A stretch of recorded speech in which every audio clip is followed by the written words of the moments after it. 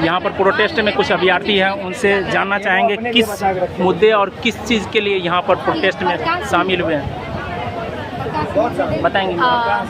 हम तो सरकार से बस पूछना चाहते हैं कि वो कह रहे थे कि उनको शिक्षक IAS के लेवल का चाहिए, तो ठीक है, हमें टाइम देंगे, हम प्रिपरेशन करेंगे, हम बन जाएंगे उस तरीके से, हम उस लेवल के बन जाएंगे। लेकिन क्या वो हमें IAS वाला वो घर, गाड़ी, बंगला, सैलरी सारा देंगे, वो इज्जत देंगे? क्योंकि IAS तो हम बना रहे हैं, तो वो सारी चीज़ें तो IAS से ऊपर हुए ना टीचर पे, तो वो सारी फैसिलिटी हमें देंगे ना सरकार। बस IAS बना रहे हैं, देखिए कौन देगा? फिर सरकार देगी ना, उसकी गारंटी सरकार लेगी ना। सरकार से सवाल बहुत ही महत्वपूर्ण है और सवाल किया जा रहा है क्या IAS का एग्ज़ाम जो होता है जिसमें प्रीलिम्स, PT साथ में इंटरव्यू शामिल होता है, तो उनकी फैसिलिटी कुछ खास होती है क्या? शिक्षकों को ये सारी फैसिलिटी दी जाएगी? प्रश्न बहुत ही ज़्यादा महत्वपूर्ण है, सरकार से मैं जवाब चाहूँगा। और यहाँ पर देख रहे होंगे काफ़ी संख्या में भूखे प्यासे इस हड़ताल में, अनशन में बहुत सारे लोग शामिल हैं। कुछ और बोलना चाहेंगे आप?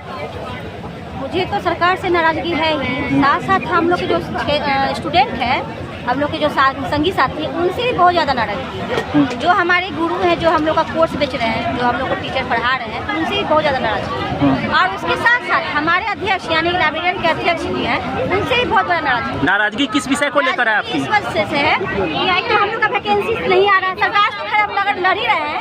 उसके बाद आप लोग अपने हक की लड़ाई के लिए कभी धरातल को करते नहीं। आपकी हक की लड़ाई है, आप नहीं आइएगा तो कौन आएगा? एक मेरे आने से हक की लड़ाई नहीं लड़ जाएगी। मुझे एक सीट लेना है, इसलिए मैं आई हूँ। ये मैं अपना समय ये समझी हूँ कि हक है कि मुझे अपने लिए एक सीट लेना है, इसीलिए हमें अपने यहाँ पे आंदोलन में। बिल्कुल, हर किसी को अपने हक और अधिकार के लिए सामने आना चाहिए। यही समझदारी हर स्टूडेंट को होना चाहिए कि उनको केवल एक सीट लेना है। यदि जिस दिन उनके बात में दिमाग में ये बात आ जाए कि मुझे केवल एक सीट लेना है, वो धरातल पे आए और यहाँ पे आके अधिकार लेंगे और अपना अधिकार है छोड़ेंगे। आज जो लाइब्रेरी के हम लोग के अध्यक्ष हैं, वो हमेशा हम लोग के लाइब्रेरियन के नाम पर कुर्सी से पैसा सैलरी बना ले रहे हैं, मगर धरातल पे नजर आने के लिए एकदम तैयार नहीं है। तो आप किस तरह के अध्यक्ष हैं भाई कि आप धरातल पर साथ देने नहीं आ रहे? अब नहीं तो कब?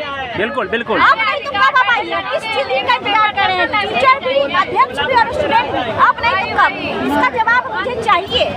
आप मुझे डायरेक्ट बात करिए या मुझे मैसेज कीजिए या जो भी कीजिए। आपका शुभ नाम मैडम? पूनम सिन्हा। पूनम सिन्हा, कहाँ से मैडम आई है? पटना से ही है। मैं चाहूँगा जो भी लाइब्रेरियन के छात्र देख पा रहे होंगे, 18 सालों से वनवास खत्म होने की संभावना को लेकर मैडम आई हुई अकेले अनशन में। तो मैं चाहूँगा जो भी अभ्यर्थी खासकर लाइब्रेरी के होंगे और TRE-4 या किसी भी बिहार SSC से संबंधित होंगे, मैं सभी से प्रार्थना करूँगा, अनुरोध करूँगा कि वो भी इस प्रोटेस्ट में अवश्य शामिल और सफल बनाएं। पहले लाइब्रेरियन का कोर्स किए, बिलिस किए। हाँ बिल्कुल, पहले बिलिस किए, उसका बहाली 2019 में किए थे, उसका बहाली दिया ही नहीं। उसके बाद फिर BEd किए कि BEd का देगा। अब सरकार 2 साल से BEd लटकाए हुए है। सरकार क्या देना एक ही बार में कि नहीं देना है। उसके बाद म्यूजिक में तो कोई सीट ही नहीं है। मतलब और ये एक व्यथा है होने वाले भावी शिक्षक का है। मतलब सरकार क्या चाहती है? हम लोग को ऐसे ही बोल देगी, तुम लोग ऐसे ही घर में चूल्हा चक्की फूकते रहो, तो फूकेंगे बैठ के, कम से कम सुनना तो नहीं पड़ेगा, अच्छे से वही सीखेंगे। पढ़ लिख के बाद भी जो शिक्षिका बनना चाहती हैं, वो अब आस लगा रही है यही नहीं होगा तो फिर चूल्हा चक्की ही करना पड़ेगा।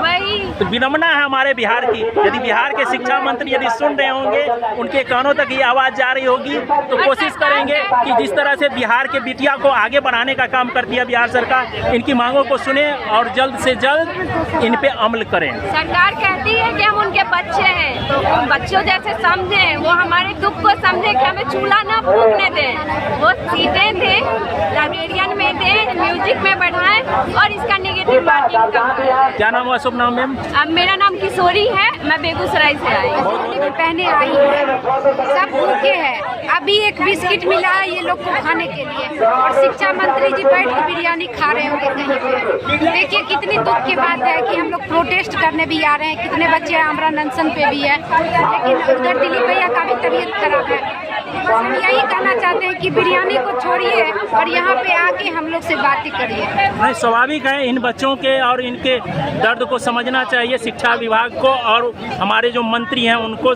और यहाँ पर एक छोटे छोटे बिस्किट से क्या गुजारा होने वाला है, जहाँ पर मंत्री बिरयानी पे बिरयानी खा रहे हैं सावन के महीने में, और इन बच्चों को रोड पे बिस्किट के सहारे ये लोग प्रोटेस्ट कर रहे हैं। तो मैं चाहूँगा कि सरकार से कहते हैं कि हम लोग की पर्सनल मांग नहीं है, हम सबकी मांग। बिल्कुल तो क्या दिक्कत है कि बच्चे पुलिस के साथ खेल रहे हैं? क्यों नहीं, जब युवा जब पढ़ लिख रहा है तो रोजगार क्यों नहीं दे रहे हैं? वो एग्जाम पे एग्जाम ले रहे हैं, वो डायरेक्ट बोले ना कि हम लोग जॉब नहीं देंगे, हम लोग सबको बेरोजगार रखेंगे, तो सब लोग वैसे ही समझ जाएगा, नहीं पढ़ाई करेगा, रुपया लगा के बीएड करेगा। बहुत शानदार ये दृश्य बता रहा है कि बिहार के युवा जग चुका है, और सवाल जब आता है तो समझिए हमारा समाज सजग है, सतर्क है, सावधान है। तो इसी तरह से सवाल बना रहेगा हमारे सरकार के ओर। तो देखते हैं सरकार कब जवाब देती है। इसी के साथ हम विदा लेंगे। धन्यवाद। जय बिहार।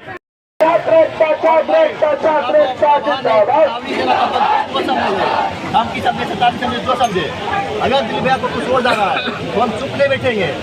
इसलिए हम उनसे अनुरोध कर रहे हैं जितना जल्दी हो उतना जल्दी हम लोग का जो मांग है पूरा किया जाए। नहीं तो हम जो शिक्षा मंत्री है उनका अगर इस्तीफा पा जाएंगे तो हम तुरंत इस्तीफा ले लेंगे। इस्तीफा आपसे कोई बड़ी बात नहीं है, लेकिन मेरा मांग है जो छोटी छोटी मांगे हैं वो आप पूरा कीजिए।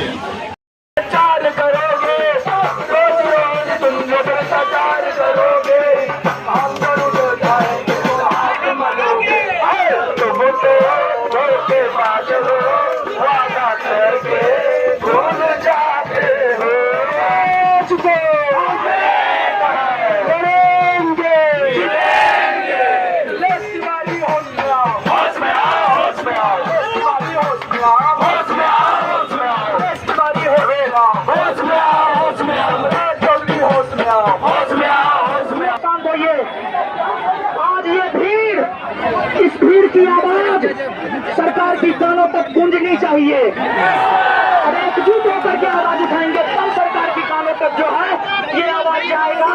ये सरकार भी बहरी हो चुकी है, बहरी हो चुकी सरकार को जो है सुनाने के लिए आवाज एकजुट होकर के लगाना पड़ेगा।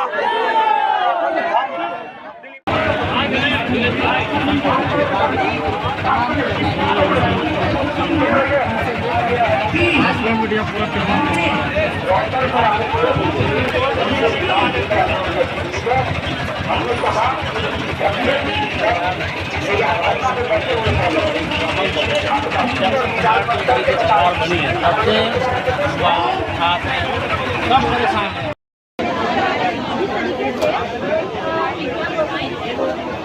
होता है टाइम टू टाइम